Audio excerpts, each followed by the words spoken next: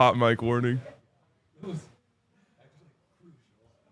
Today on DNVR Buffs Live, we break down the top 5 storylines heading into spring football. We also have our guy Dre here on the show, who is currently laughing uncontrollably, to talk a little Shedeur Sanders, Travis Hunter draft stock. And we've got a new segment that we're going to bring to you in the third. So let's get after it.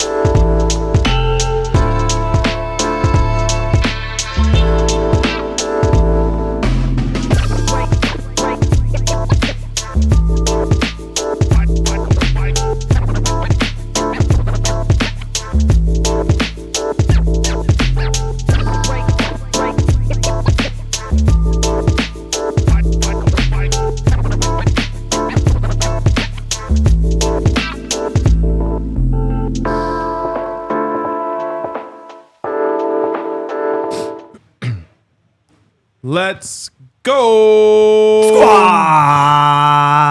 Andiamo! Oh, that's awesome. DNVR Buffs Live coming to you from the Toyota Lounge here in lovely Denver, Colorado. And we got a fun Friday show planned for you today. A lot to get into. And oh my God, I had something that I wanted to bring up right off the top that I'm already forgetting. We're off to a hot start. Bro. Okay. Told me you were never this prepared. I actually am so prepared. So, rocking my What Chaos hoodie today. Mm-hmm. Correct. What Chaos famously doing a 24-hour stream right now. They're in about hour 22, I would guess, of their 24-hour stream. Going strong. Just so much respect to them. Yes. My question to you guys is, what event should we do our 24-hour stream around? It's a great question. I kind of want to do this. I'm a big fan of like pushing myself for no good reason to like the ultimate limit. Yeah. I was telling someone upstairs when I was in college, we did something, and this is really dumb. Highly do not recommend. We did something called the 24-hour man challenge. Real college-aged brains here. For 24 hours, you had to stay awake, and you could only have coffee, water, or some sort of tobacco product. That is insane. It was easily the dumbest thing ever. Bananas aside, it's not that different from my morning right now. We got to get a banana in. You do got to get a banana. I mean, it would have to be like going into the opener, maybe. Yeah, but we need energy for the opener. Guys, you lock yourselves in the building and we don't stop the stream until Prime signs the extension. Like, I don't know what you're even talking about. Yeah. That's not a bad idea. 1960s. We're doing a sit-in. We stream until a Colorado receiver not named Travis Hunter gets drafted.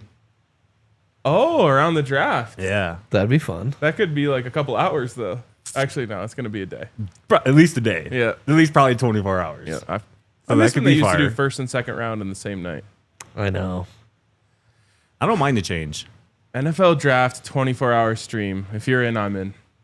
I'm down, bro. Jake's going to love this. Yes, he is. I'd love to join, but it sounds like I have other commitments that night.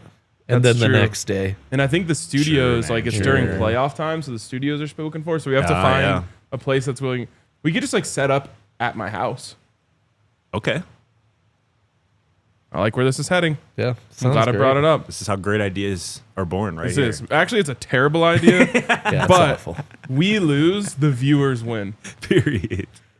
Following the What Chaos model, you just do it for National Signing Day. Yeah. Yeah. Wouldn't be crazy. And if we really want to make it interesting. National Signing Day is so boring now, though. It's not the same. We got really those is. 3 rules got to be during our stream too. Oh yeah, coffee, water, and nicotine. Oh, that'd be legend. I'm in. I'm back in. Someone call up Lucy. We're gonna need a big shipment. Oh no. Okay, let's get into this. And I've gone back and forth on this in my head 20 times, but I believe we're starting with top 5 storylines. Spring ball. Yes. So again, We are. most prepared we've ever been. Let's dive into this top 5, as this is the most question marks, and I don't mean that in a bad way, but just that we've had in the Coach Prime era. I guess maybe year 1 had a lot too, but this one is just so cool. It's a clean slate. Like all of the inroads are yet to be carved. Yeah. And so we just get to start and just watch the way it starts to get carved. I'm sorry. I'm laughing at I'm Heaven's Demon. Someone a drinking game shot every time Jake says whatever on the 24-hour stream. Look, if we make Jake stay awake for 24 hours, That'd be legendary. you have no idea the crash outs we're in for. That would be worth By it like in itself. hour 4, he would really start. We actually, everyone might hate each other by the end of it. I mean, it's a reasonable response. The Buck Chaos guy seems so normal the whole time. Yeah. It's just what we see though. And then you know? we will hear about it for like 3 weeks later. Jake will be like, that 24-hour stream, bro, I just haven't been able to sleep right Oh, since bro, I then." don't need a week off after that. I gotta catch him on sleep. All right, that's enough Jake slander without him here to defend himself. Miss you, Jakey Poo. Let's get it. You want to start from Miss him so 5, much. 501? Yes, let's start with number 5. Get us going. The standard. That's Yes. going to be one of the main storylines that we're going to be tracking this spring. This standard that was obviously set by Shedeur Sanders, Cameron Stillman-Craig, Travis Hunter, the rest of that crew. And that's something that has been talked about, since kind of the Alamo Bowl. Going into that, Tawfiq Byard has talked about it as well. This transfer safety coming in from South Florida, like that's something that they know that those guys before them have built. Something that hasn't really been a part of the program, obviously, for a long time before Coach Prime got there. And that standard is being, upheld by a lot of the guys who have played, obviously, with Travis and Shedeur. And that's something that we've talked about, right? Being in a building with those 2 guys in particular for a year, some of those guys 2 years, like that is invaluable experience to see somebody in a meeting room at practice every day doing things the right way, setting a standard. And again, there's a lot of guys who are returning who are going to be able to uphold that standard. And kind of how that kind of manifests itself throughout the spring until we get to the fall is going to be something to watch and see some of these new guys, how they kind of adapt the standard as well. To me, this is the theme of this offseason, is the standard. And one of the main reasons why I wanted to include it in the storylines is because you're going to hear that word a lot, or variations of that word a lot. It's going to come from the players. It's going to come from Coach Prime. It's going to come from Robert Livingston. And Darius Sanders, when he was on our show in New Orleans, said it best. When you watch Travis Hunter and Shedeur Sanders come through here and do what they did, you cannot be trash. You just can't do it. You have to live up to a standard that those guys left. And, one of the things we talked about last year is what happens when your best player is your hardest worker. Yeah. That's Travis Hunter, and that's also Shedeur Sanders. Yeah. Everyone has to look at that right now and live up to that. I think Jordan Seaton, who is probably the team's best player, and we'll talk a lot more about him later, is taking that on. Most so to me, this standard thing about how you got to follow in those footsteps is a big part of this offseason. I mean, that's how you introduce the whole thing. It's kind of a new era, a fresh start, and that standard is step 1 in setting the scene and building this thing back up for the long haul, not just Shedeur and Travis, but like who are the standard setters going forward who are gonna build off that and give you those legs for a long time. I think Robert Livingston too, in that defense in particular, like in terms of the standard, like he was able to kind of come in year 1 and kind of set what he wanted this thing to look like from a defensive perspective. And again, we've heard multiple times from a coordinator, perspective, whether it be offensive or defense, kind of that second year in your system when you're kind of in a new spot is kind of when you can kind of really see everything that you want in a defense kind of really play itself out on the football field. I'm really excited for year 2 for this defense under Robert Livingston, who obviously had plenty of NFL suitors, or at least a couple, that wanted his services at the next level. So Robert Livingston is going to have plenty of new and returning talent to work with. And again, I just feel like his second year of guys hearing his voice and his vision and what he wants for this defense is gonna pay dividends big time for this defense, no doubt. All right, let's go number 4. These new coaches, most notably Domata Peko on the defensive line, how he's going to work alongside, Warren Sapp, because that marriage with, Warren Sapp and Damian Lewis last year coaching that defensive line was perfect, alongside Coach Dancy as well and Coach Elo as well. Dancy's obviously out of the picture, and so is, Damian Lewis. So how Coach Peko and Coach Sapp work together with that defensive line. And also another new coach, Marshall Faulk, the impact that he might have on that running back room that needs to improve here in 2025, and I think it will, almost because it almost has to, based on the production level from that room this past year.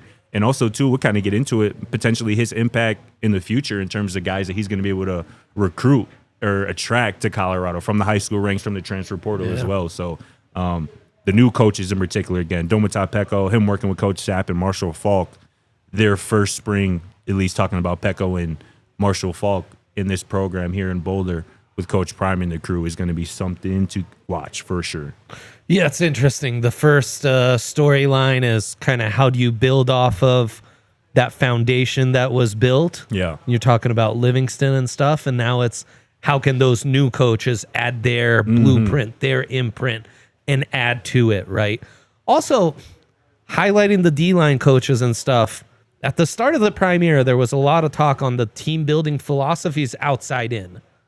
Has that shifted a little where the trenches are, maybe it's not an inside out philosophy, but it's just as important as the outside, It feels like that's been a big emphasis the last year or so. Totally. And that's actually something that I asked Coach Prime about last year, and he's like, well, I never really said that's the way I want to build things. I just said that's the way it's going to be best, or like I'm going to have the most success building it because I resonate best with those skill position players, which he was right about. And I think that's turned. And again, we'll talk a lot more about him later, but thank you, Jordan Seaton. Because I think that he was kind of the catalyst in creating this idea that, like, no, big men come to Colorado too. It's not just the flashy speed guys. And guess what? If you're a baller offensive lineman and you come to Colorado, you still get to shine. Yeah. Where you don't get to do that just about anywhere else in the trenches, except unless you're a true star, which obviously Jordan is. But I just think that a lot more guys are like, dang, the big uglies are getting some shine in Boulder too. Yeah. Thanks to Coach Prime. I want to go be a part of that. I mean, that's the whole reason Kaidon Smith is here. Colorado Buffalo. That's the main reason he told me why he chose, or why he flipped from USC to Colorado. He saw all the love and publicity that Jordan Seaton was getting as an offensive lineman. He was like, I want that. I want to be talked about as a skill position player, as a guy in the trenches. You know what I'm saying? And that was obviously a huge ad. And we talked about a little bit about it yesterday. Like, ideally, in a perfect world, that's your bookend right tackle opposite of Jordan Seaton for the next 2 to 3 years. Kaidon Smith. That was a huge ad. And again, that can be traced back to Jordan Seaton, his impact, and obviously the recruiting staff's ability to even land him, him being such a big fish, a true 5-star blue chip offensive lineman in that 2024 class. And that kind of bleeds perfectly a perfect segue. What's up? Real quick, sorry to mess up your perfect segue. I just wanted to talk about, I'm so excited to hear from all three of these guys. Obviously, coaches, you mean? Yeah. Coach Sapp isn't new, but he does have a new title. Yeah. And I think him and Domata Peko have like this fire and ice thing working, like where Sapp is just this energy, crazy, literally sometimes looks like his eyes are popping out of his head because he's so fired up guy. And Domata Peko, I'll be interested to see how he is as a coach. But Domata Peko, I know, is one of the chillest people on earth. So I think they're going to be able to do this great back and forth thing, going, and play off of each other really well. And that's so I'm excited. And I also just want to hear Marshall Faulk talk about this team's philosophy and what he wants to push for, because I know he didn't come here to coach the running backs to watch this team throw the ball 45 times a game. Facts. 100%. Next storyline we're going to be watching here is, we kind of alluded to it there, is going to be this offensive line. Coached by Gunnar White, who is obviously the new full-time offensive line coach. They brought in Andre Gerard, who was a longtime NFL player for the Cowboys, my Bears as Buffs well. Buffs legend as well. CU Hall of Famer as well, Andre Gerard. And again, that unit featured, highlighted by Jordan Seaton, has to improve here in 2025. Colorado was dead last in the Big 12 in rushing the football. Colorado was dead last in the Big 12 in allowing sacks. That can't be a theme again here in 2025. We know Seaton is going to have that blind side of whoever is under center locked down, but the rest of those 4 spots on that offensive line, these new coaches is going to be a main storyline and a big kind of turning point, a factor of the success of this team here this fall. Yeah, and I think Falk segues well into the offensive line, which will segue well into the next point too. And it all just comes to a bigger point, which is kind of part of number 2, but it's like running the football. Yeah. This offensive line looks a lot more suited to do so. There's going to be some great position battles on this offensive line, which is a luxury in any level of football when you have like true competition where hopefully you feel good if either one wins and you get like a real iron sharpens iron effect. But I think what we're going to notice when we get up there to Boulder and, maybe see a practice or maybe see the guys walking off the field after practice is, my God, this offensive line is massive. Huge. Which, I mean, Andre Gerard, great Buffs teams of the past, it usually was a run-first imprint. It was like, oh, come to Boulder and let us... Maybe run on you is not the term nowadays, but, impose our will on you. There you go. Just down your throat, right? And now you have Marshall Faulk, where the run game should be more of an emphasis, and you've got that O-line to back it up. And I think that's one of the molds to build successful Buffs football programs. We've seen it. And it's a little bit lesser this way because I think all offensive line people want to get downhill. Right. But I also think in that fire and ice thing that I was talking about on the defensive line, you have a little bit of like finesse and power with Gunner and Andre Gerard, which I think like Gunner's going to maybe be more focused on the finesse part of offensive line, and Andre Gerard is going to talk to these guys about like being a monster and going out there to kill people. Most definitely. Hell yeah. Should we smack a break real quick? Yes. Let's hit this break real quick. And this is an exciting break because it's the first time we get to tell you about our new friends over at Fanstake, which I'm assuming you guys have already heard about. It's a new platform where fans can pledge direct support to athletes to help their favorite teams recruit and retain top players. And the best part is that it's risk-free. So you plant your stake on a specific athlete to join or stay at Colorado. If the athlete decides to leave, you get your money back. But if the player does come to Colorado or stay at Colorado, then they're eligible to sign an NIL deal with Fanstake and receive money directly to them. It's really, really awesome. And right now, the people over at Fanstake are giving anyone that's a new fan a free $25 credit. No strings attached, no credit card required. All you got to do is go over there and sign up, and then you get $25 free. You can click the link in our description or just head to fanstake.com and use the promo code DNVR. And we're going to talk about who we think one of the guys that you should plant your stake on. Can't wait. The free $25 that you get from our friends over at Fanstake, going to fanstake.com, use promo code DNVR. This is an exciting new thing. I think it's part of the new world of NIL that's ever expanding, and we're trying to find more and different ways to take advantage of this and help players get compensated.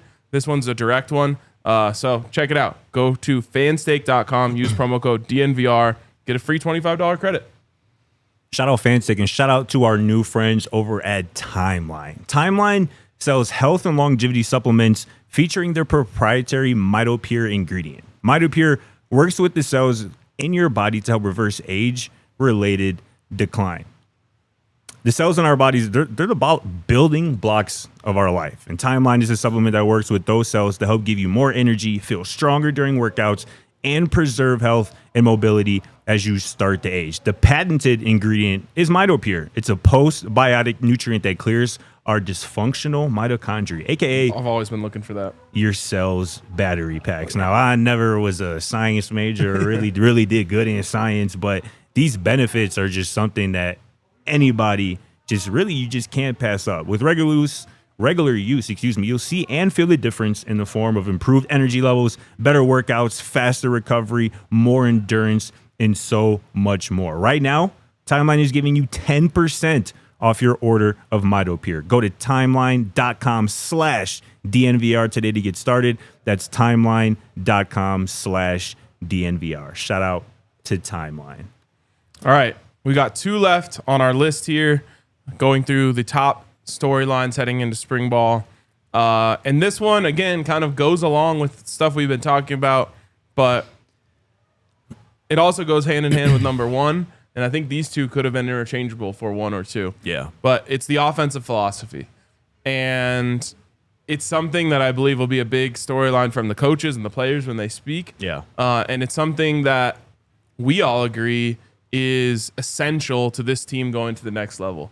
Pat Shurmur and his offense have been kind of under fire, just like the offensive line has been, as NFL evaluators really pick apart the Colorado tape. Yeah. They're going after the offensive line and they're going after Pat Shurmur. They sure are. And it's going to be so important for this team to go out there and change that narrative. And Pat Shurmur to show that I can be creative in the run game, that I can manufacture holes and create, openings for these running backs to go have success. And I can purely just scheme players open. Because again, you're either working no matter what, you're working in a new quarterback. You're right. You're gonna have to get them some layups. Yeah. And that's something that I believe comes from running the ball. So I think you're gonna hear a lot about, hey, last year we had the best quarterback in the country. We knew we were gonna air it out, and that was a big part of our identity. This year, we don't. Yeah. And we are going to be deeply committed to running the football. I mean, it fits, and he's done it. That great run of the Vikings where Case Keenum made himself a lot of money. That was a strong running game. When he was the offensive coordinator for Chip Kelly and the Eagles, that was a strong running game. Like, Pat has done it before in his career, but he also adjusts to the personnel he has. So obviously leaned into a very Shedeur friendly, and I mean just the Buffs offense friendly. Like when you're 5 deep at wide receiver, you kind of got to do that too. Yep. You gotta feed your guys. And people are complaining about it now, but this is all we were saying at this time last year is, well, how are you going to take Jimmy Horn off the field to put in a linebacker or a tight end who's converting from defensive line or linebacker? Right, exactly. And now you're going to have to adjust to that personnel once again. Let the O-line eat a little more. Let these backs that you like get theirs and support those quarterbacks you've got to any more sustainable situation, because dropping back 45 times a game is not going to be sustainable no matter who's your quarterback, I don't think. I think the point you made, RK, about you got to give whoever's under center at quarterback for this team this year layups. You have to give them good looks. And this stat from Warren Sharp, today kind of highlights how much Shedeur really had to do in terms of creation last year. 48% of his passes came without help via design, which is no play action, motion, RPO, or screens. That's half of his pass attempts came without any help in terms of, like we said, the motion, play action, RPO, any of that stuff. Yeah. That can't be a trend again here in 2025, no matter if it's Julian Lewis or Kaidon Salter. What also can be a trend is that only one team last year, one of the worst teams in the conference, arguably the worst team in the conference, Arizona, was the only team to run the ball fewer times than Colorado did last year. And you may point to the fact that they only averaged 2.5 yards per attempt as a team last year, which obviously isn't great and probably doesn't, lend to you calling a bunch of run plays. But That has to change. And as much as this is a Pat Shurmur conversation in terms of this offensive philosophy, this is also very much a Zach Atkins conversation for me. If he is the tight end that we believe he is and that he has shown that he is capable of, both in the pass game and obviously as kind of sometimes the sixth offensive lineman on the field, that could completely shift this philosophy that we saw in 2024 to what it should be here in 2025, which is a balanced offense that is 65 55-45 run pass, because again, whoever's under center is going to need balance and going to need a running game to support whatever they want to do, throwing the ball. Can you go back to those four, I think it was 4 categories that qualified for a scheme aided pass or whatever it was called? Play action, motion, RPO, or screen. Okay. Play action, you couldn't run the ball. You didn't have confidence in the play action. I can live with that. The motion one makes absolutely no sense to me, especially because when Pat Shurmur was the Broncos offense coordinator, people complained about too much motion. Do you remember that? Yeah. They were saying, oh, Jerry Jeudy's just getting his cardio in all game, just running motion, jet sweeps. And when you have a young O-line, that's look, I can't deal with another false start. Don't bother with the motion. Don't screw this up. It's possible. We're not going back 5 yards. I just think with Shedeur's diagnosing ability, letting him know before the play what the coverage it is just so valuable. I guarantee you see tons of motion for him as a rookie in the NFL. And then the other one that I just screens. Why not? I mean, they did run a lot of wide receiver screens. They ran quite a bit. You see a lot of screens at that offense. Very little screens out of the backfield, though. Right. And that's just such an easy one to me. You saw, I think North Dakota State busted open the defense with one of those. We got beat by Kansas on one of those. Just those delay screens coming out of the backfield are just so hard to defend. Well, in the RPO game, that's something like when Daniel Jones is a rookie at the Giants. I swear I've seen more RPO be implemented from Shurmur in the NFL than you have in college. Well, and we talked about this with Shedeur, and it's one of those things that you say in a job interview that sounds like a good thing. They always say when they ask you what's your weakness, say something, and Shedeur would be like, I just love to throw the ball. So his RPOs are just R's, or they're just P's. That's right. And so I think we saw the year before they tried to run a lot of RPO, and Shedeur just believes so much in his ability to pass the football that he's just it's hard for him to let the ball go, and especially when he had no confidence in the run game. Yeah. He's I think I can get 6 here if I fit this into that window rather than us getting 1 or 2 handing it off. So that part makes a little more sense. The motion in the screens, I would have had a lot more, and I would guess that all 48%, you said? Yeah. All 48% of those were wide receiver screens. No doubt. Highest in the draft class at 48% as well, in terms of passes that came without help via design. Very interesting. All right, here you go. Here are our top 5 spring storylines. The last one, of course, the quarterback competition. We've talked about it ad nauseum. There's not too much more to say other than it's going to be really, really fun to watch. And I'll reiterate my point because I said it yesterday and someone said, you finally said exactly what I've been thinking. I've said that 12 times. But I'll say it again in case there's a new listener today. Whoever wins this, it is a good thing. You either have a transfer that you brought in who beats out a 5-star quarterback, or you have a 5-star freshman who beat out a 4-year or 3-year starter. Yeah. Yeah, bro. I think again, if it's Kaidon, I think he has the ceiling of a potential to be in Heisman conversations. Again, if this team can get 9 win range and he can recreate somewhat of what he did in 2023, and I've talked about it, that Pat Shurmur has to, I hope he is watching that 2023 Liberty tape and is trying to adapt as much of that offense into this offense. Kaidon Salter, nearly 4,000 yards of total offense in 44 total touchdowns of offense in 2023.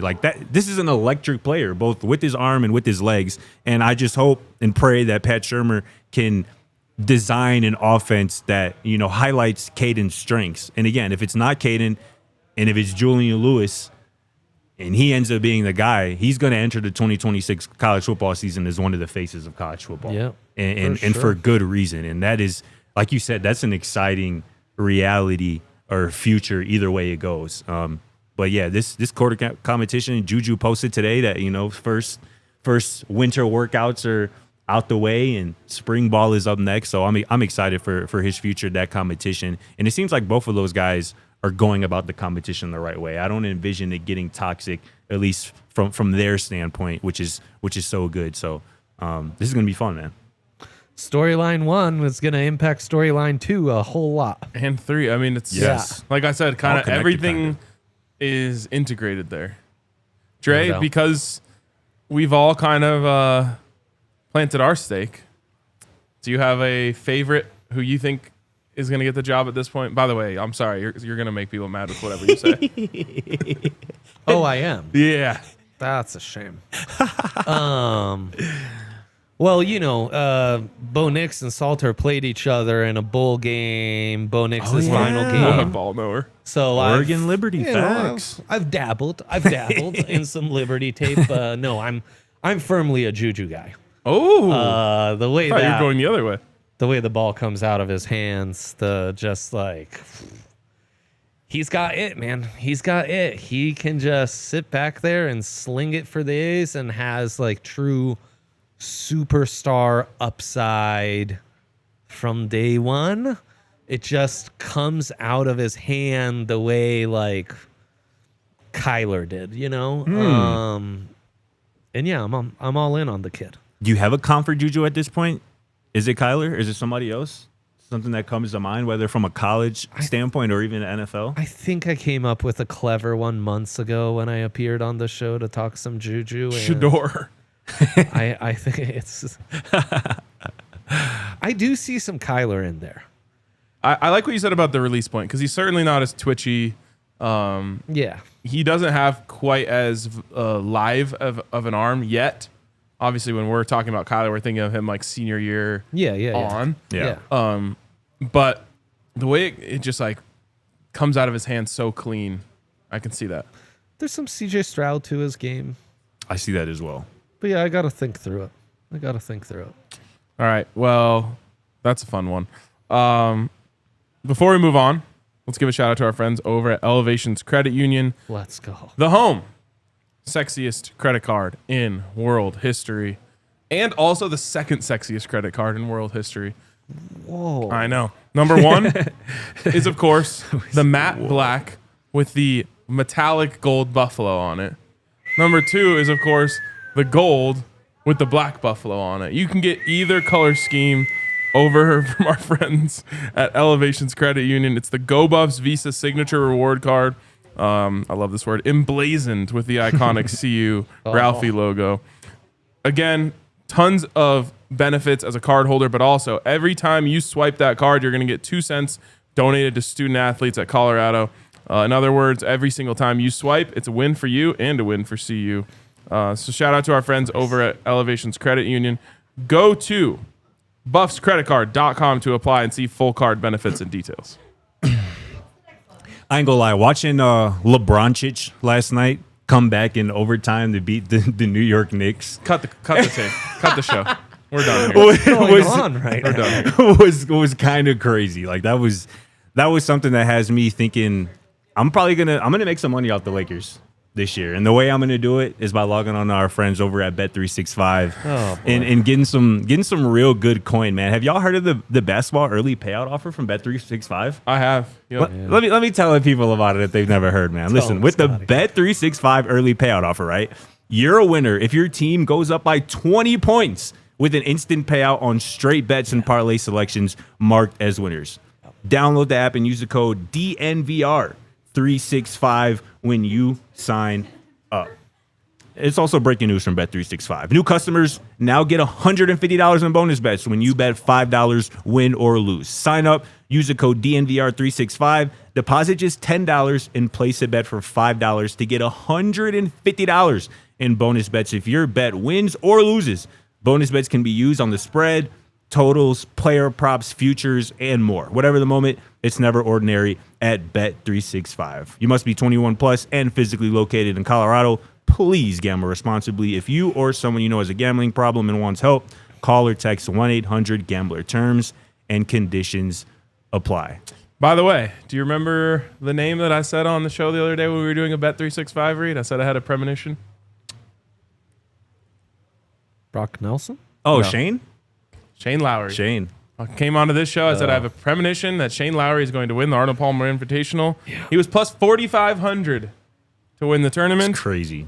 He is currently in first place My dog. through 2 rounds. I should have took that, man. Yeah. Damn. No, Henry was telling me about this on the Broncos show, and it's just like, dude, he's truly a visionary. He is. Literally a visionary. You know what's funny is I have a group text where we exchange golf bets, and I threw that in there. And our very own John Riskin said, "Wow, premonition, what a system." And I was like, he just doesn't know yet. Just doesn't know yet. He doesn't get it. He'll get it. From plus 4,500 to now plus 280 to win the tournament. Wow. So go Shane. Also, like, hit up your boy when the premonitions are happening. That's like, what I was saying. He I said the other literally day, he said was like, one of Can my we have resolutions a- was to come on the show and share my premonition. true. So that's on you because I said it on 2 different shows. Said it on the Bronco show and on this show.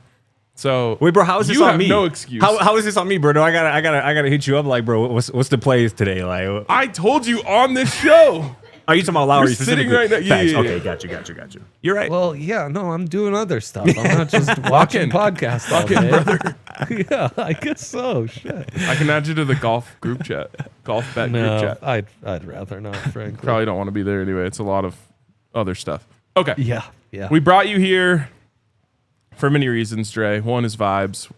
2 is that word that you yell in Italian at the beginning of the show. yes, Yep, people big time. love that.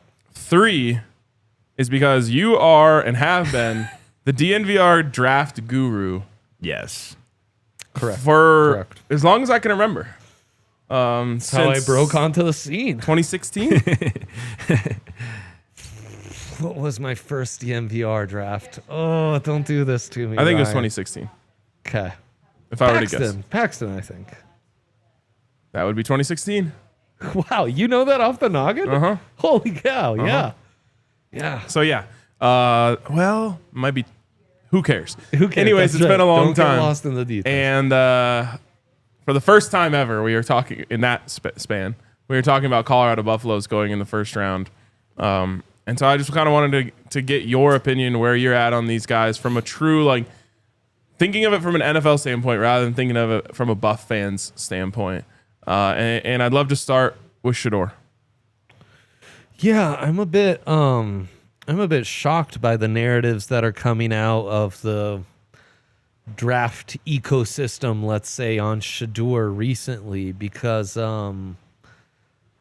if you believe what's being said, it's sounding like Cam Ward is kind of becoming the consensus number 1 quarterback in the class, and Shedeur's losing some ground. And no, the off-field stuff, it doesn't surprise me that maybe some NFL teams are overthinking this and reading too much into the public persona, and that's another sidebar and misconceptions. But just the tape, I'm really confused because Shedeur is such an artist throwing the ball.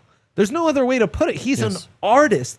The angles, the ball placement, the accuracy, the way he's just like moves his body just right to get the ball out at just the right time, and he puts the right amount of touch. Like, guys who check off all those boxes and are comfortable dropping back 40 times a game and won't fall apart because of it. They'll just get stronger. Those are all things that give me supreme confidence in how he will be able to translate to the next level. I think, I guess, at the heart of Shedeur's evaluation is how his ability to handle pressure is interpreted. The non-Shedeur believers don't think he handles pressure well.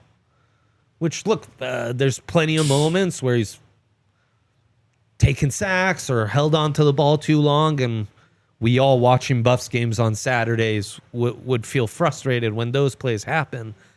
But I think if you're watching Shedeur and your takeaway is this guy doesn't handle pressure well, You don't know ball. I can't imagine what it would have looked like if he couldn't handle pressure well in the offense the last 2 years. That's such a great point. It'd be disastrous. Probably would have won one game in 2023 and three games in 2024. 100%. So it's like, are there some bad habits or like playing hero ball that in the NFL you'll have to get out of? Sure, but that was the assignment for the Buffs in 23 and 24. And he had to put him on his back, and he got that done time again. So I'm just baffled. I mean, the only prospect I have ranked higher is Travis Hunter, and it's because, I just feel very good about the track record and what I've seen out of him and the confidence he gives me as a pure pocket passer.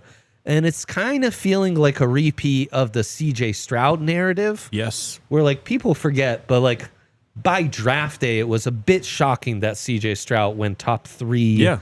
And that the Texans pulled off the trade and went all in on him and Will Anderson. A lot of helmet scouting in that cycle, 100%. I remember. And you remember he apparently had like a bad Wonderlic score or something? Yes. And people tried to say that that was an indictment on his football IQ. Oh, God.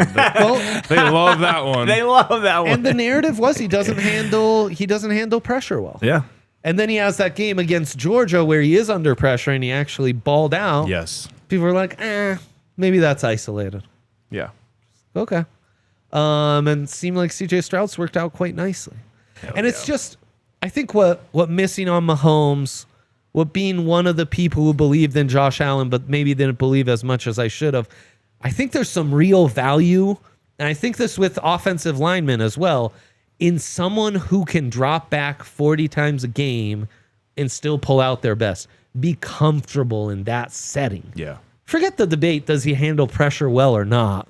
Facts. But like when you are comfortable like that, you're gonna allow me to believe in you a lot more than like the North Dakota State quarterbacks that have come out over the years. Like it's like, I don't know, man. Trey Lance is used to dropping back 12 times a game. You think that's gonna translate? Yeah. Carson Wentz, same thing. You know, these guys who that's they're gonna have to get out of their comfort zone to tap into that. It's a little more concerning than a guy who's perfectly suited to be drafted by a team in the top 5 and be able to perform in that type of setting. Yeah, totally. And I just want to say this for the people who maybe are newer to Andre's draft analysis. We never pretend like we're not biased when we're being biased. Absolutely. When he creates these rankings, you're very unbiased. And when there's been times where like the Broncos draft a guy who you're super low on, and I come at you and I'm like, come on, bro, like this is crazy. Well, how do you have this guy so low? Like I just watched his tape, I love him, and like you're like, hey, look, man, I evaluated him. I felt like the foot speed was a little slow for this level, et cetera, et cetera, et cetera. Sorry, I'm just not high on him, and like usually you've been right. DeMarcus Walker, Royce Freeman. Yes. Yeah. Royce Freeman was my big least one for favorite me. pick. Rolls Royce was a big conversation for Dre and I. It really And was. I still hold on to those first 4 games before he sprained his ankle. That's right. He looked great. That's Anyways, so it's validating for me because if I were making a big board, I would look at it with those 2 at the top as well. And I'm glad that you're with me on that. Everything you said about Shedeur is so great, and I don't know if I've heard someone make that point yet about what it would have looked like if Shedeur didn't handle pressure. If he actually couldn't handle pressure, it's crazy. And all again, he did was handle pressure. We talked about it yesterday briefly when I said I think Baylor was his best game, consistently under duress. Sacked the season high 8 times that game. I'm talking about from the opening snap. We talked about it the drive before. One of those late in the game, he was sacked 3 straight plays, and it was a 3 and out, 3 sacks, and you're off the field. Like that was what he was dealing with in that game and a lot of this season, a lot of the last 2 seasons, and it's why I'm so convinced he's gonna ball out and be a dog at the next level. It's because you just get him a league average offensive line, he's gonna make magic happen because he had at best a below average college offensive line. You give him a league average running game at the NFL level to use play action, to keep defenses honest, he's going to be a dog because being nice, he had a below average running game to work with the last 2 years. And again, this is talking about from a clean pocket. These numbers from Warren Sharp. Excuse me, I don't know why I always say that. Warren Sharp. You have Warren Sapp on in the your mind, notes. man. It's got to be what it You is. got it. Warren Sharp. 81% completion on passes from a clean pocket from Shedeur Sanders this past year. Number 1 in the draft class. 8 out of 10, bro. 8 out of 10, bro. Over 8 out of 10. 70% on target rate on throws 10 plus yards down the field. 70%. But he doesn't have an arm. I also don't understand the arm strength narrative. Where is that coming from? Like, I've seen him so many times where it's like, wow, he got that all the way to the opposite sideline off his back leg with pressure bearing down. With no hitch. Or there's times where, like, Shedeur was just like, screw it.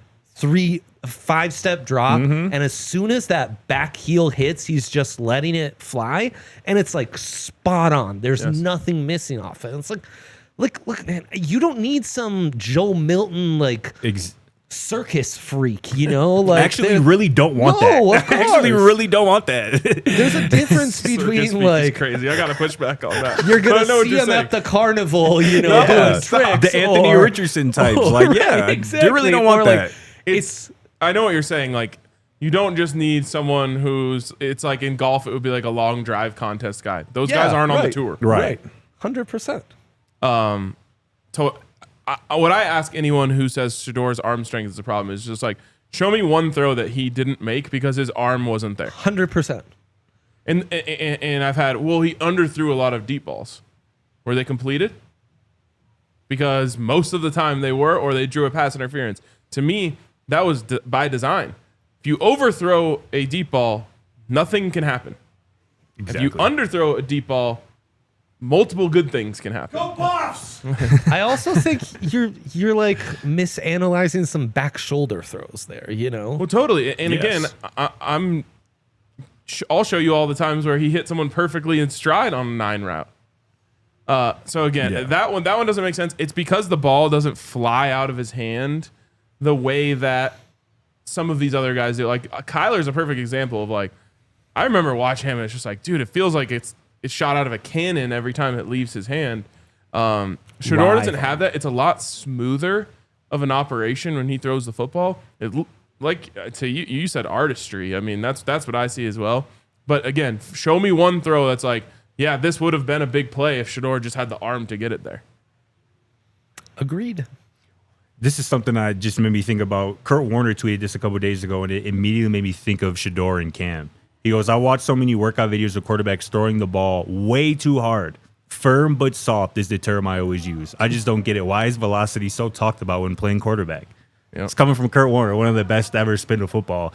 And I don't know, but I feel like he's seen a workout video of Cam and Shedeur throw, because people were making a lot of, like, look at the way the ball comes out of Cam's hand versus Shedeur. And it's like, Cam, is throwing with more velocity. It looks like the ball is coming out, with more fire, so to speak. But Shedeur, velocity and his ability to throw the football should just never be in question with 4 years of tape, to have. So Kurt's I just saying thought he that was wants, interesting. he wants his quarterback to throw like he's 3 whiskeys deep. Wow. Hey, I'm there. The consistency as a passer, I think, really stands out, which is like, Yeah, though, for real.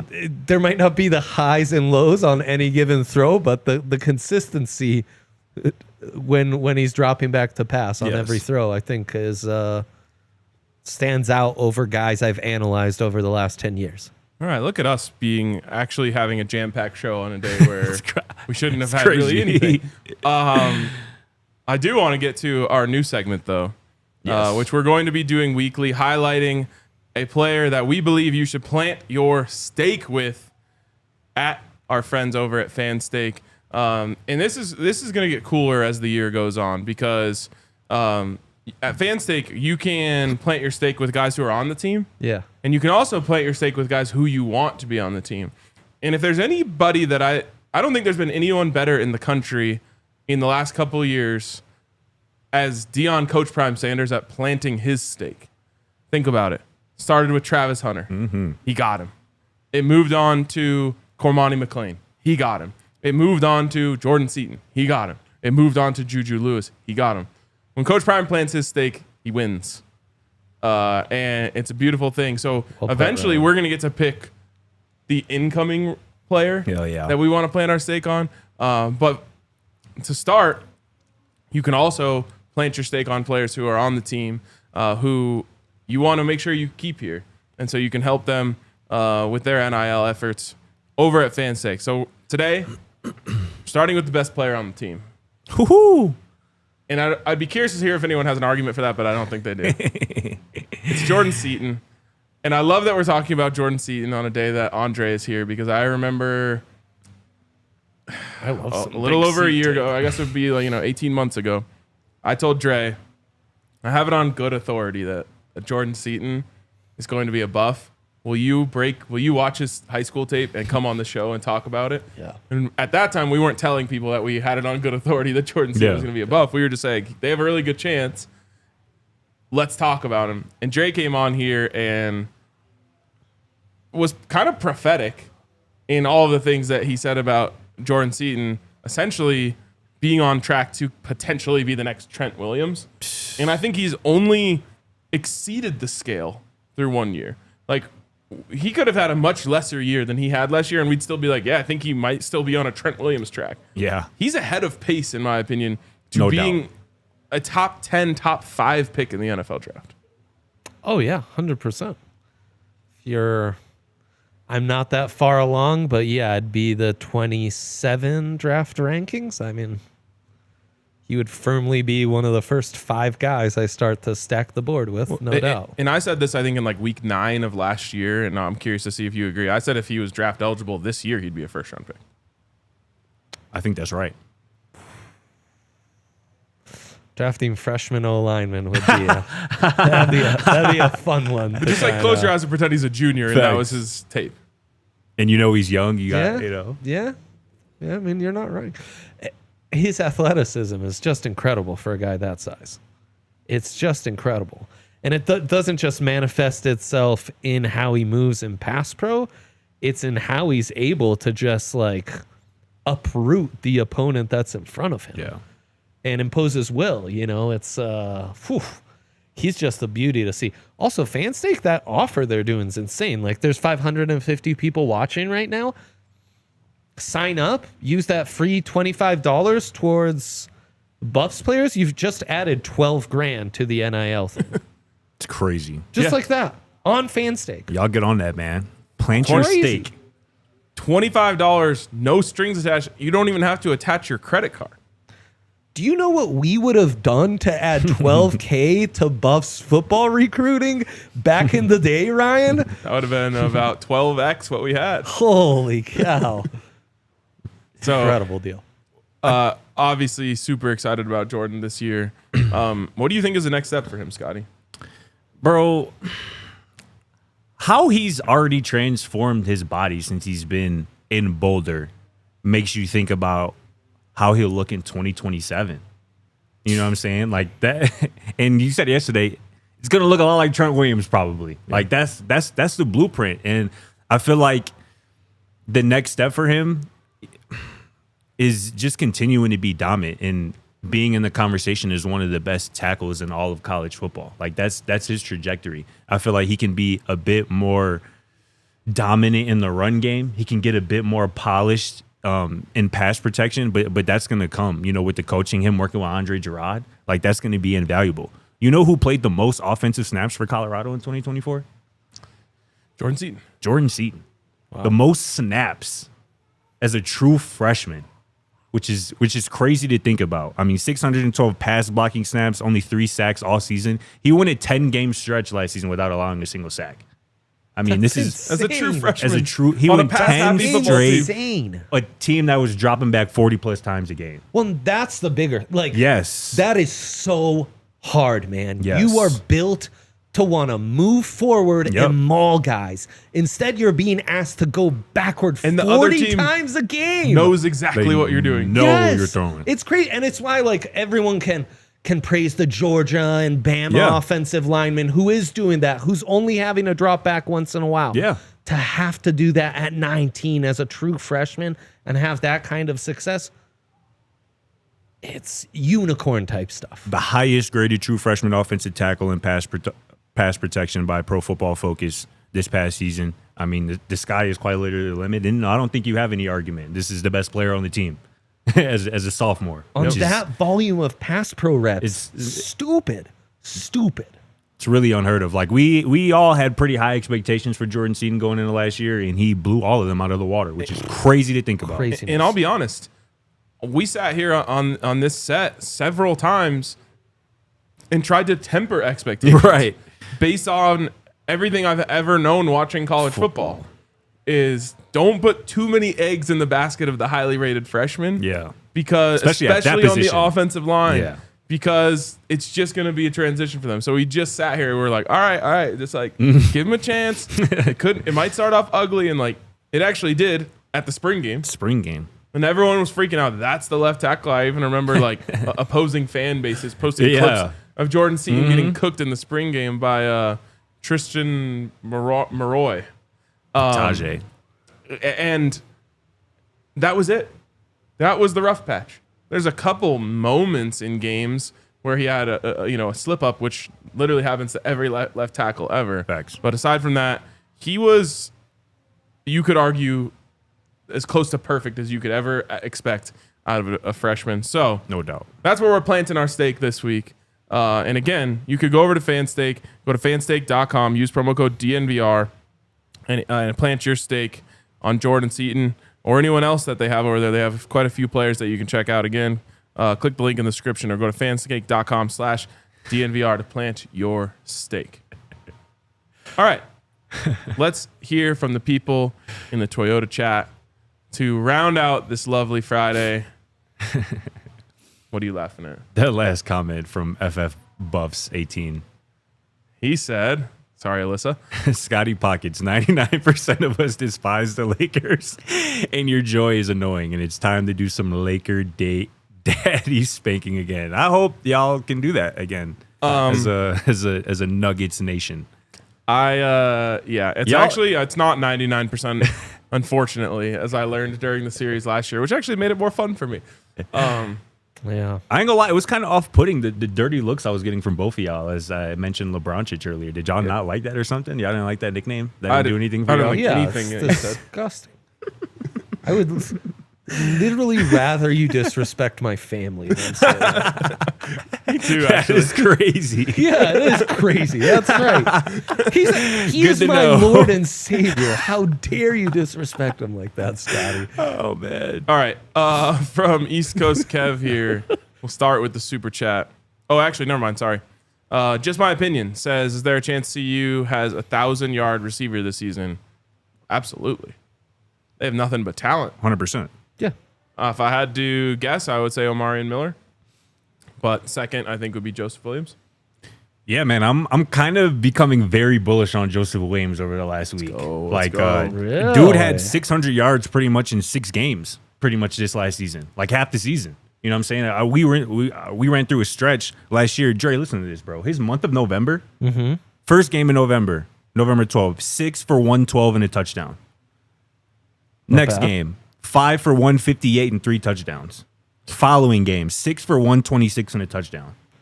And again, this is coming at the end of his true freshman season. Yeah, that is American Conference Freshman of the Year. Like this, I think Joseph Williams is going to be a problem, and I think he has a chance 100% along with Omarion to potentially eclipse 1,000 receiving yards this year. I love that. Big play savant, that one. Yes. For and real, for again, real. this is something Dre and I used to talk about when it came to Ryan Tannehill, when he kind of had his resurgence with the Titans. And it was that run game was so good. All he has to do is hit open threes and layups. Yeah. And if they can get this run game to that point, then you're just asking that quarterback to hit open threes and layups. And the open threes are going to be deep balls to Joseph Williams and or Omarion Miller. And of course, they have a lot of speed that they can work with in that area too. Facts. But I'm just excited to see single coverage. We saw so little of it because of Travis Hunter. Yep. And I'm just like, oh, man, O's going to get single coverage. Joseph's going to get single coverage at some point. You're just going to be able to throw it up to him and let him cook. Oh, yeah. Yeah. And then they're going to stop letting him do that. But at the beginning of the season, you're going to be able to do that. It's going to be glorious. Dunks and threes, by the way. Oh, you're right. But there's Ryan Tannehill, so probably layups. Yeah. I don't get lost in the weeds on that. Peter Walker says, how good are the Buffs next year? Travis hypothetically stays in college one more year. Obviously not happening, but they would be That'd be crazy. favorites to win the conference or close to it. They'd still find a way to say that. Oh, go 7-5. They'll still find a way. Fair. Travis is such a cheat code, though. Yeah, he raises your ceiling so much for sure. Yeah, I mean, you're getting the best corner and the best wide receiver in college football added to your football team. Ridiculous. Which still never got enough respect. Nope. And now that it's actually happening with the draft evaluators, I just have to imagine the naysayers are banging their heads against the wall being like, no, stop saying it. Because the Mel Kipers of the world are saying, yeah, he's my cornerback one and my wide receiver one.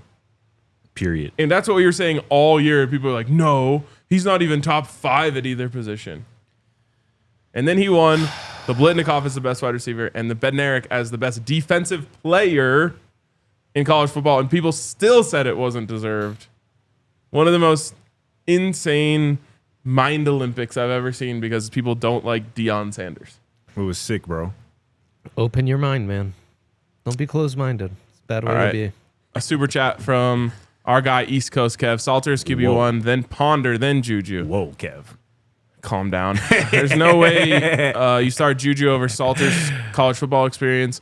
I still stand on my Shedeur not going to the Jets. Scotty, I've known the organization for 30 years. There is a way that you do that with Juju, and it's that he's just different. People last year said there's no way you can fix your left tackle by bringing in a true freshman. You could.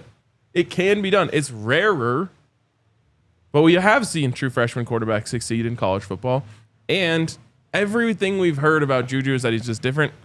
I'm not saying he's a lock, but I don't think you can go as far as to say you just can't do that. Of course you can. I'm genuinely asking here. Who are freshman quarterbacks start week 1? Has that happened? Has that happened recently? Raiola last year. Raiola last year, of course. Yep. I mean, you've I'm had just trying to some rack my stars. brain. Football? No, he didn't. No, redshirt but I'm freshman? thinking Yeah. of A&M. There was the Kyle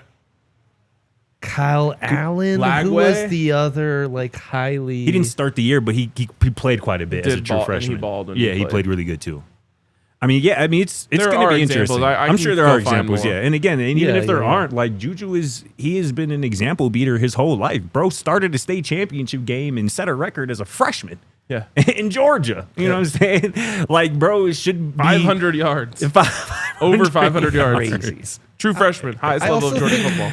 Look, there's how things were done in the olden days. Yeah. And there's how things will be done now in the new age of college football, where rosters are much more fluid than they once were. Yeah. The idea of just having a guy sit and develop for 3 years on your bench as you just rack up talent and you don't give him any path to leave or go anywhere else. That's a pretty old school mentality. And I think nowadays it doesn't matter if you're Colorado, Alabama, or anywhere in between. You kind of, if the talent warrants it, you're going to have to play him early. Yeah. Or they're going to find another opportunity soon enough. So what you're saying about Salter kind of applies to Juju too. 100%. And again, that NIL discussion is something that is at the forefront of Coach Prime's mind. He mentioned that last year in terms of the offensive line rotation. He said, and this was controversial to people, ideally you have a 5 or 6 to 8 man rotation on offensive line, the guys that you play, because in this day and age of the transfer portal, if some guy thinks he should be playing and he's not, if he's at 6th or 7th man, he's going to leave your program at the end of the year. And if that's a guy that you want to keep around, you kind of have to do him a solid, you know what I'm saying, in terms of playing time, assuming he deserves it. But that's just part of the equation nowadays. I think we've slipped into overtime here, so we got to wrap up. But I did just look up best true freshman starting quarterbacks in college football history. And to Dre's point, almost all of them are more recent. But there is Peyton Manning, Chad Henne, and Matt Barkley from back in the day. And then the most successful have been recent. And the two most successful are Trevor Lawrence Oh, yeah. and Sam Howell. Sam Howell North Carolina? yeah. I don't at forget North about Carolina. this. as a true freshman, bro. But yeah. Threw for 3,600 yards, 38 touchdowns, and 7 interceptions. Yeah. And I loved Sam. Trevor Lawrence, actually, it was probably a little better, less yards, but 65% completions, 3,200 yards, 30 touchdowns, 4 interceptions. Didn't they go to the Natty his freshman year? Yeah, he was dominating. He I think they went to took or the won the Natty. job from someone. A couple other just notable ones to hit on here. Bo Nix at Auburn. Not as successful. Right. And then Caleb Williams, of course, at Oklahoma. Yeah. Who threw for 1,900 yards, but 21 touchdowns and 4 interceptions. So it has been done. Has been done. Into that last part to East Coast Kev's super chat. I'm off Shedeur to the Jets. I'm on Shedeur to the Browns now. That's the wave. He's going number 2 to Cleveland. Oof. The Giants Talk would to me, be Dre. such a good situation. Oh, the Giants would be the best situation. Give him Brian Dable. Give him a healthy Andrew Thomas coming back. Malik Neighbors. These other Tracy. situations are just a disaster. Like situations that only Shedeur could fix. They're so disastrous. Room Changer says Clemson won the national championship with him as a true freshman starting quarterback. that sounds My right. God, no wonder everyone lost their minds over him. Yep. All right, that's going to wrap it up for us this week. This has been a blast. Thank you guys so much for tuning in all week. Appreciate you, Dre, for hopping on with us today. Hell yeah. We'll be back guys the tomorrow. best, man. Our guy Jake will be back driving the show. Love you guys. Go Buffs. Mad love. We all silly like the mayor.